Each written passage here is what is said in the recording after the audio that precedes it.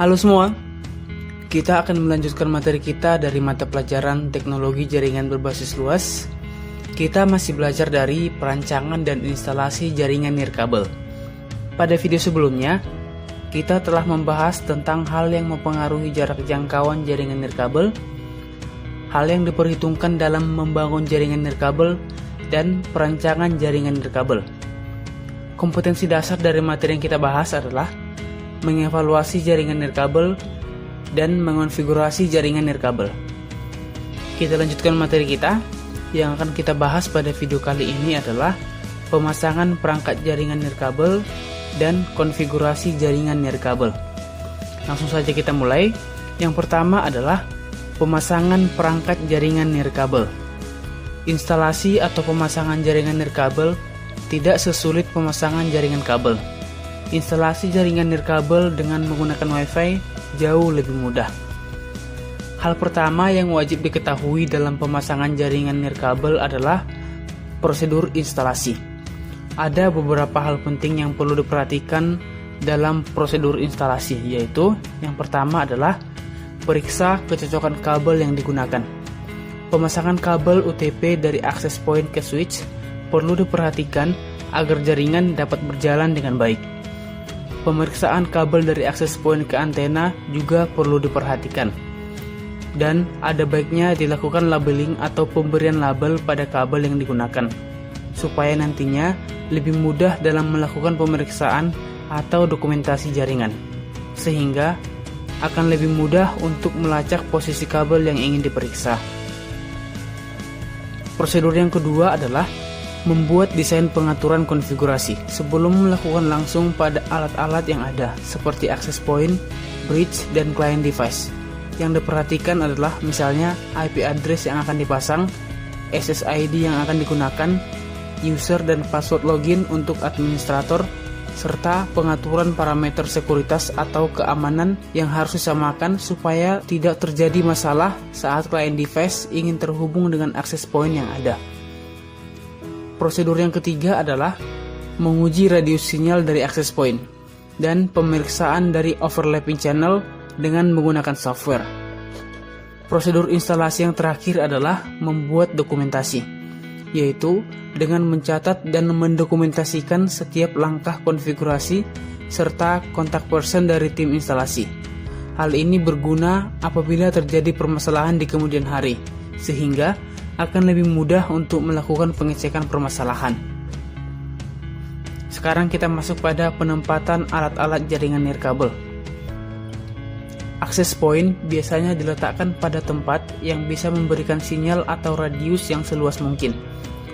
Untuk pemasangan indoor, penempatan access point sebaiknya berada di tempat yang tidak banyak sekat atau dinding.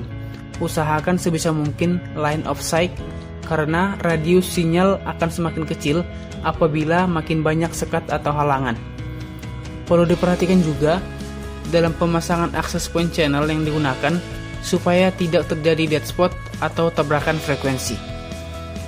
Sedangkan untuk outdoor, sebaiknya dilakukan site survey terlebih dahulu untuk mengecek keadaan lapangan.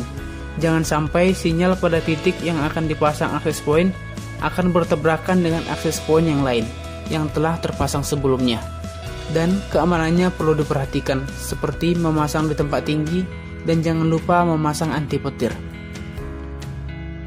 Kita lanjutkan materinya. Sekarang kita masuk pada pengkabelan. Pemasangan kabel ini hanya dilakukan untuk kabel UTP, yaitu dihubungkan dengan access point. Karena jaringan ini merupakan jaringan nirkabel, jadi yang perlu diperhatikan dalam pengkabelan adalah koneksi access point ke switch. Hal ini bertujuan untuk mengetahui apakah kabel tersebut dapat digunakan atau tidak, misalnya jika karena isi kabelnya putus. Setelah kabel dipasang, maka ada baiknya jika menggunakan pipa penutup agar terlihat lebih rapi. Dan juga ada baiknya jika dibuat tanda pada kabel supaya lebih mudah dalam melakukan pengawasan ataupun perbaikan jika terjadi sesuatu kerusakan.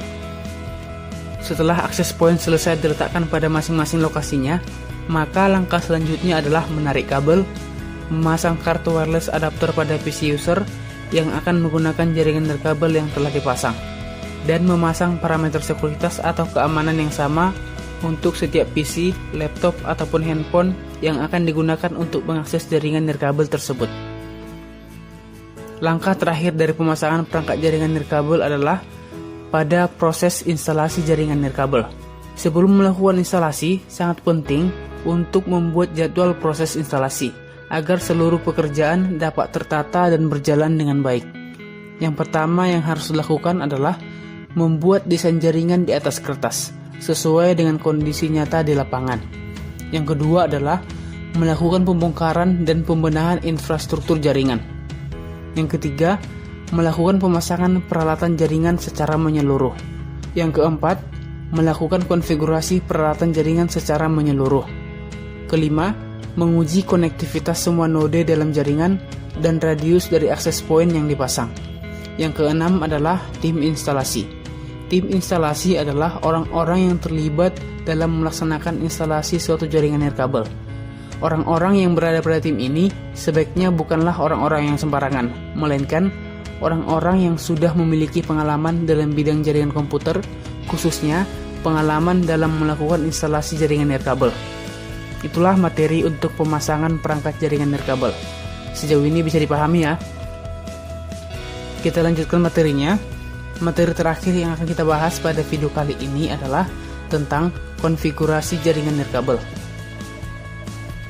Jaringan nirkabel memiliki banyak macam. Salah satunya adalah jaringan ad hoc. Jaringan ad hoc adalah jaringan nirkabel peer-to-peer. Peer-to-peer adalah suatu model komunikasi dua arah antar pengguna PC melalui jaringan komputer atau internet tanpa melalui suatu server. Jaringan ad hoc merupakan salah satu dari jenis jaringan wireless LAN. Jaringan ini terdiri dari beberapa node yang saling berkomunikasi secara langsung satu sama lain.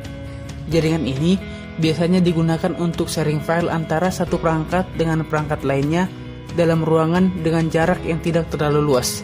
Jaringan ini juga sering digunakan oleh para gamers yang ingin bermain game multiplayer atau banyak pemain. Kita tidak perlu menggunakan access point untuk dapat melakukan sharing file atau bermain game secara grup. Dengan menggunakan jaringan ad hoc, kita sudah dapat melakukan kedua hal tersebut. Jaringan ad hoc hanya menggunakan WiFi adapter atau WiFi internal pada laptop untuk dapat memancarkan sinyal radio. Ini merupakan cara alternatif yang harus kamu ketahui sebagai pengguna OS Windows. Berbeda dengan Windows 7 yang memiliki fasilitas ad hoc serta dapat di-set dengan mudah, pada Windows 8, 81, dan 10 tidak memiliki fasilitas untuk membuat jaringan ad hoc. Tapi kamu gak usah khawatir karena sekarang kita akan mencoba membuat jaringan ad hoc. Sekarang saya akan mencoba membuat jaringan ad hoc pada Windows 81. Oke, langsung saja kita mulai. Yang pertama harus kita lakukan adalah kita mencari CMD. Lalu pilih Run as Administrator.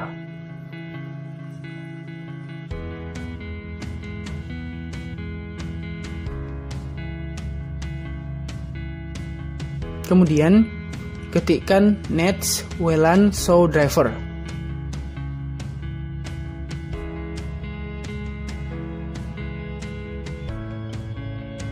Ini bertujuan untuk melihat apakah PC atau laptop kita mendukung untuk melakukan jaringan ad hoc atau tidak. Tekan enter. Nah, di sini kita perhatikan di bagian hosted network supported. Jika tulisannya yes, maka kita akan bisa melakukan konfigurasi jaringan ad hoc. Jika tulisannya no, maka kita tidak bisa melakukan konfigurasinya. Langkah selanjutnya adalah kita ketikkan nets WLAN set hosted network.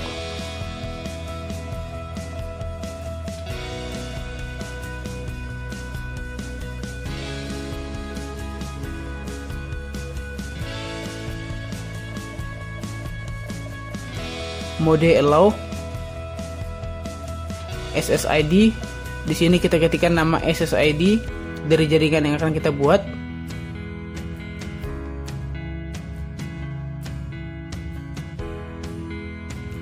Kemudian key sebagai passwordnya.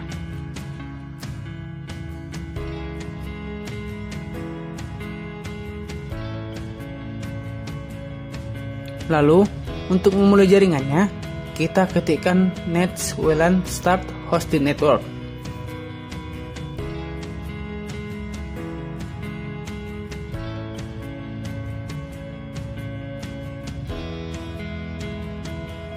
Sebaliknya, untuk menghentikannya, setelah kita selesai menggunakannya adalah dengan mengetikkan Nets WLAN Stop Hosted Network.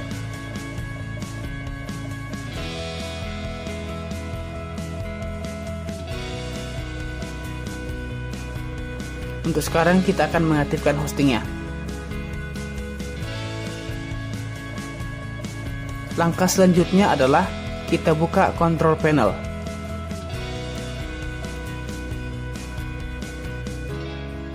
Pilih Network and Internet, Network and Sharing Center.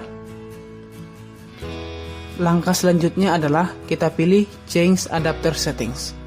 Ini adalah adapter dari jaringan yang sudah kita buat. Nama dari setiap jaringan di komputer kalian mungkin beda-beda dengan jaringan saya. Langkah selanjutnya adalah kita pilih User Akun and Family Safety.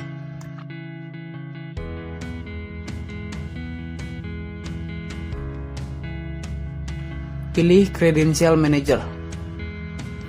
Credential Manager ini dibutuhkan nantinya ketika PC yang terhubung dengan kita melalui jaringan ad hoc ingin membuka file yang telah kita bagikan dalam jaringan. Cara membuatnya adalah pilih Windows Credential, pilih Add a Windows Credential. Nah, di sini kita memasukkan alamat internetnya. Di sini saya buat My Server. Kemudian atur username dan password sesuai dengan keinginan kalian.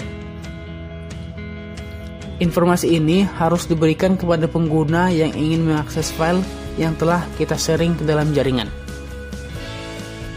Langkah selanjutnya adalah kita buka bagian network.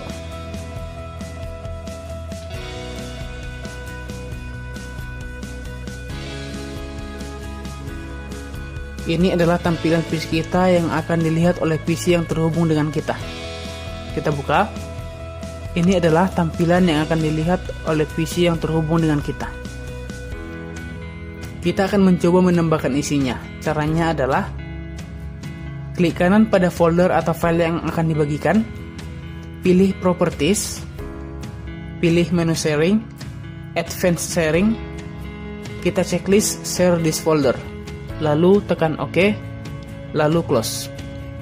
Kita lihat kembali ke bagian network. Di sini kita bisa melihat folder dokumen yang sudah kita setting tadi. Untuk mengembalikannya, kita pilih kembali folder yang kita sharing.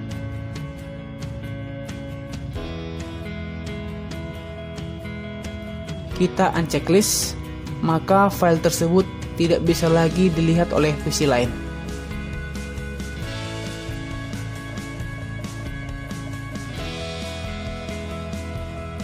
Baiklah, sekian materinya untuk kali ini.